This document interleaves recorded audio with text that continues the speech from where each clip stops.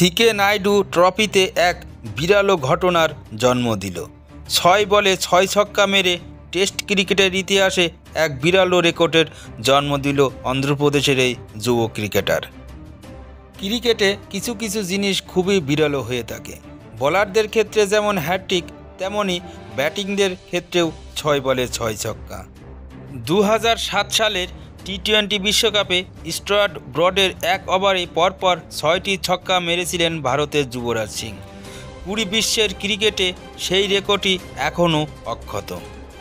তবে যুবরাজ সিংয়ের আগেও অনেকেই ৬ বলে ৬ ছক্কা মেরেছেন, যেমন Jaspreet Singh, Kieron Pollard, Gary Roberts থেকে হার্শাল গিবরা এই ক্লাবেরই কিন্তু সদস্য।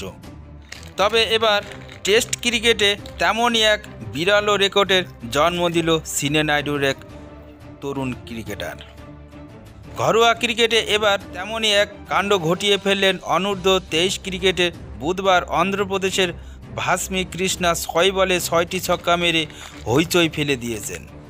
কারাপাতে রেলের বিরুদ্ধে ৬৪ বলে ১১০ রান করেন কৃষ্ণা, যার মধ্যে এক ওভারে রয়েছে ৬টি ৬-এর তাণ্ডব।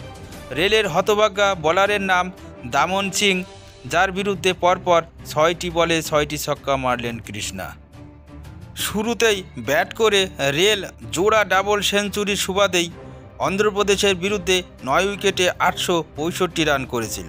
তবে জবাবে অন্ধ্র মাত্র ৩৭৮ রানই করতে পেরেছে, যার মধ্যে ম্যাচ ড্র হয়ে গেছে। তবে তাতে তাদের কোনো আক্ষেপই নেই, কারণ কৃষ্ণা একাই জমিয়ে দিয়েছে পুরো ম্যাচ। বিস্ফোরক ইনিংস যেমন খেলেছেন, তেমন বিপক্ষ বোলারকে একাই তুলোধুনা করে দিয়েছে। তবে আইপিএল শুরু হচ্ছে আর ১ মাস পরে। এখানে দেখার বিষয়, কৃষ্ণা কি আইপিএলে তার লীলা দেখাতে পারবে, সেটারই অপেক্ষায়।